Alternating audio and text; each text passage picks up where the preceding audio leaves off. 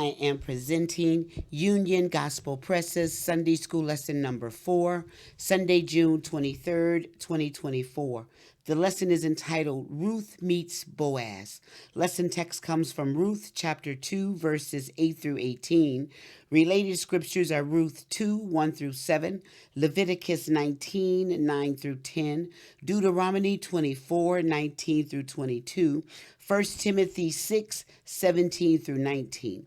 The place is Bethlehem. The time is between 1120 and 1130 BC. Kindness is a trait that must mark the Christian. Our lesson this week teaches us to show kindness to those who are less well off than we are.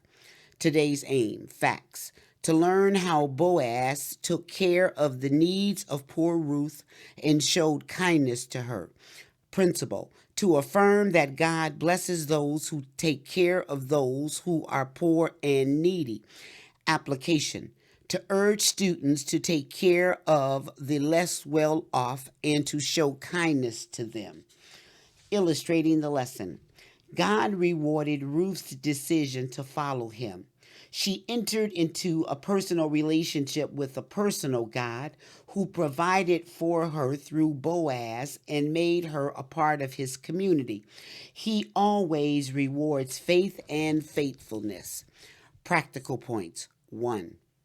The godly person does what he can to help the poor and needy. Ruth 2, 8 through 9. Matthew 25, 34 through 40. 2. The grateful respond in humility and not with a sense of entitlement. Ruth 2, 10. 3. Be kind to others. God is watching and will reward your faithful obedience. Ruth 2, 11 through 12. Luke 6, 35. Ephesians 6, 2. 4. God supplies all we need when we need it. Ruth 2, 13 through 14. Psalms 23, 1. Philippians 4, 19. 5. The godly person both gives and keeps his word. Ruth 2, 15 through 16. 6. God blesses us and others through our diligent work. Verses 17 through 18. Golden text. The Lord recompense thy work, and a full reward will be given thee of the Lord God of Israel, under whose wings thou art come to trust. Ruth 2, 12. Today we have two lesson outlines. The first is generosity from the wealthy, Ruth 2, 8 through 13. The second is provision for the needy, Ruth 2, 14 through 18. Introduction. We have a good God who is in control of all our circumstances, and when good things happen for us, it is because he has orchestrated it. The first chapter of Ruth begins with 3 widows stranded in Moab. 2 traveled from there to Judea, the home of the older woman, Naomi. The entire first chapter sets the scene for the major events of the book that are about to unfold. 2 important facts prepare the way for what follows. First, the women arrived in Judea at the time of barley harvest, verse 22. Second, Naomi had a wealthy relative named Boaz, 2:1. These form the basis for all that follows. Naomi and Ruth were destitute. So to help meet their needs, Ruth requested and received permission from Naomi to go out into neighboring fields to glean. God providentially led her to the fields of Boaz, who inquired about her upon returning from town. His servants gave him a good report about Ruth and her work. Generosity from the wealthy. Ruth 2, 8. Then said Boaz unto Ruth, Hearest thou not, my daughter? Go not to glean in another field, neither go from hence, but abide here, fast by my maidens. Verse 9. Let thine eyes be on the field that they do reap, and go thou after them. Have I not charged the young men that they shall not touch thee, And when thou art athirst, go unto the vessels and drink of that which the young men have drawn. Verse 10. Then she fell on her face and bowed herself to the ground and said unto him, Why have I found grace in thine eyes, that thou shouldest take knowledge of me, seeing I am a stranger? Verse 11. And Boaz answered and said unto her, It hath fully been showed me all that thou hast done unto thy mother-in-law since the death of thine husband, and how thou hast left thy father and thy mother and the land of thy nativity, and art come into a people which thou knowest not heretofore. Verse 12. The Lord recompense thy work, and a full reward will be given thee of the Lord God of Israel, under whose wings thou art come to trust. Verse 13. Then said she, Let me find favor in thy sight, my Lord, for that thou hast comforted me, and for that thou hast spoken friendly unto thine handmaiden, though it be not like unto one of thine handmaidens. Boaz taking care of Ruth. Ruth 2, 8 through 9. When Boaz came to the fields, he immediately noticed Ruth. Worsby creatively images. No sooner had Boaz greeted his workers than his eyes caught the presence of a stranger in the field, and a lovely stranger at that. I get the impression that when he saw her, it was love at first sight. For from that point on, Boaz focuses his interest on Ruth and not on the harvest. Though an alien, Ruth was an eligible young woman whom the young men of town would notice. 3:10. The good report Boaz received about Ruth from his workers, Ruth 2, 6 through 7, was what really impressed him.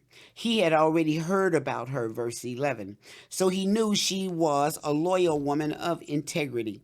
He also knew she was related to him through marriage, so she had a special concern for her welfare. When he approached her, the first thing he did was get her full attention.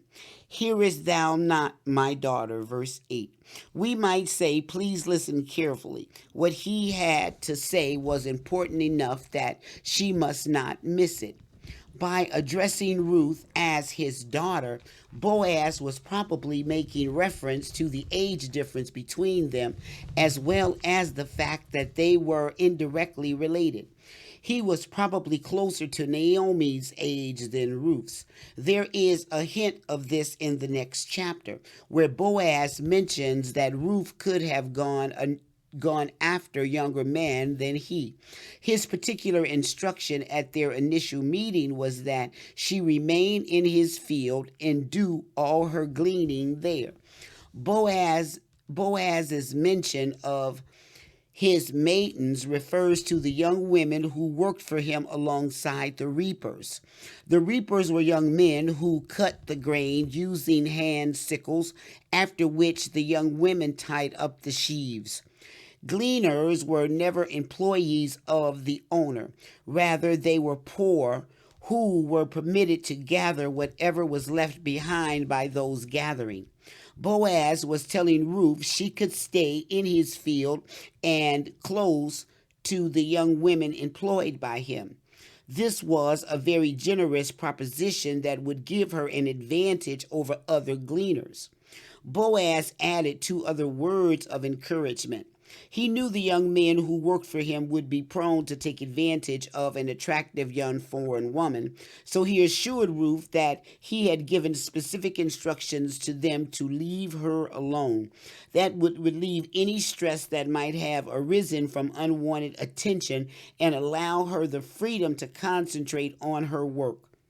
His other instruction was that she should feel free to drink from the vessels of water drawn by his young men for his employees. Ruth wondering why. Ruth 2:10. Everything that had happened up to that point in Ruth's life reveals that she was not a proud woman, but a sincerely humble one. When Boaz gave these instructions and reassurances that she was welcome not only to glean in his field but also to receive the benefits of his employees, she was understandably humbled and grateful. She bowed clear down to the ground and asked Boaz why he should give her such attention, especially since she was not an Israelite but a Moabite. It might be that Naomi had been treated negatively in Moab, as foreigners often were, and perhaps Ruth had expected the same now that she was in Judea. She might have approached the whole thought of gleaning with a sense of dread, knowing she could easily be rejected by many of the local people. Boaz's generous, thoughtful treatment was a pleasant surprise to her, and she could not understand why it was being granted to her. Both her actions and her words communicated a deep sense of gratitude. Boaz explaining his actions, Ruth 2:11 through 12. Boaz's response was to let Ruth know that he had heard detailed reports about her previous actions toward her mother in law since the death of her husband. Specifically, he said that he had heard that she had left her own parents and the land of her birth to accompany Naomi back to her homeland, which was for Ruth a foreign land. He recognized that for her to do that meant she had come to a people she had never known before. It was a statement of sympathetic understanding. Boaz made it clear to Ruth that he knew what she had done was not easy. He appears to have been genuinely moved by her sacrificial actions. This led him to pronounce a blessing upon her. Boaz expressed his desire that God would reward Ruth for what she had done. He desired God's richest blessings on her life because she had put her trust in him. She had done what Paul later said the Thessalonians had done when they turned to God from idols to serve the living and true God. 1 Thessalonians 1:9. Boaz pronounced a benediction upon Ruth for her loyalty to Naomi and her deceased husband, asking the Lord's protection for her as a bird's wing protects her chicks. The likening of God to a bird conveys that God keeps his children warm and safe. Psalms 36:7 reminds us, how excellent is thy loving kindness, O God. Therefore the children of men put their trust under the shadow of thy wings. Nothing can harm us without God's specific permission, as demonstrated in the example of Job. Satan could not touch him unless God allowed it. Job 1 through 2. Boaz was acknowledging that Ruth would be safe and provided for under God's care. Ruth's expressing appreciation, Ruth 2:13. John W. Reed writes, though Boaz's words could have stirred her to pride, Ruth continued to respond in humility. Naomi had given no words of encouragement to Ruth, but this man spoke comforting words that warmed her soul. She mentioned her gratitude for his favor, verses 2 and 10. Comfort and kind words and hope they would continue. She felt she was less important than Boaz's servant girls. Worsby writes, Ruth's response to Boaz was one of humility and gratitude. She acknowledged her own unworthiness and accepted his grace. She believed his promises and rejoiced in them. There was no need for Ruth to worry, for the wealthy Lord of the harvest would care for her and Naomi. How did she know he would care for her? He gave her his promise, and she knew he could be trusted. There is an obvious parallel in these thoughts with the way we can trust the Lord to care for us. Ruth's statement was a combination of gratitude and confidence about her future. Her desire to find favor in Boaz's eyes was an expression of her desire to continue to please him and not become a disappointment. She had been comforted and encouraged by his kind words, and she wanted to remain worthy of his goodness to her. What amazed her the most was that he was doing all this for her in spite of the fact that she was not one of his hired maidens. Provision for the needy. Verse 14. And Boaz said unto her, at mealtime come thou hither, and eat of thy bread, and dip thy morsel in the vinegar. And she sat beside the reapers, and he reached her parched corn, and she did eat, and was sufficed, and left. Verse 15. And when she was risen up to glean, Boaz commanded his young men, saying, let her glean even among the sheaves, and reproach her not. Verse 16. And let fall also some of the handfuls of purpose for her, and leave them that she may glean them, and rebuke her not. Verse 17. So she gleaned in the field until evening, and beat out that she had gleaned, and it was about an ephah of barley. Verse 18. And she took it up and went into the city, and her mother-in-law saw what she had gleaned, and she brought forth and gave to her that she had reserved after she was sufficed. Boaz's invitation to Ruth. Ruth 2:14. When lunchtime came, Ruth got another surprise. It was doubtful she had taken any food with her. She had no idea where she would end up, and possibly just planned to get through the day without eating until she got back home. Poverty creates situations in which necessity takes over, and as one has to adjust accordingly. Boaz unexpectedly invited Ruth to eat lunch with him and the reapers. This is another indication of the large hearted character of Boaz. He was personal with his employees and set to eat with them, something that many owners may not have done. If there was any reluctance on the part of the reapers about having Ruth working among them and then being invited to eat with them, it must have disappeared when Boaz himself served Ruth some food. He had invited her to eat the bread and dip it in the vinegar right along with everyone else. The vinegar was a sour beverage into which the hard bread was dipped, making it easier to eat. Some form of roasted grain was also available. Boaz personally served this to Ruth. Ruth was able to eat as much as she wanted. We cannot help imagining that this must have been quite a luxury to her. After prolonged famine and hard times in Moab, while Ruth 2:14 indicates that she ate until satisfied and then left, a comparison with the end of verse 18 reveals that she had some food left over, which she kept and took home for Naomi.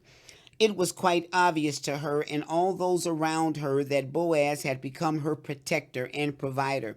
Little did he know at that point how much farther God would take him in being this protector.